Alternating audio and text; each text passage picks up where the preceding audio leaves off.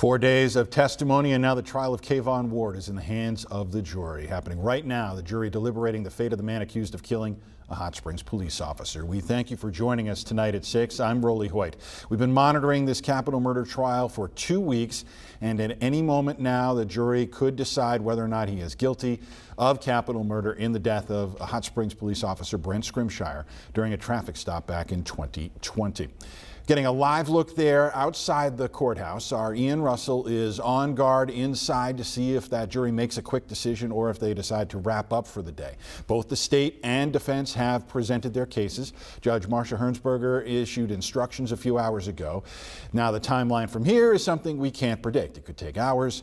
It could stretch into tomorrow. As for how we got to this place, the final round of testimony this morning focused heavily on Ward's mental health at the time of the shooting. Attorneys representing him maintain he is schizophrenic. The prosecution has presented testimony from doctors who say he is not.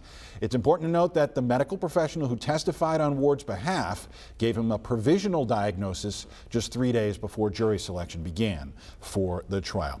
Now, as we mentioned, Ian Russell has been watching this for us. He's inside the courtroom right now. If that jury comes back, we will let you know right away. It could be within the next hour, but again, it could also take a day or two. So make sure you download our TH311 app and turn on push alerts so you can get that answer as soon as it happens.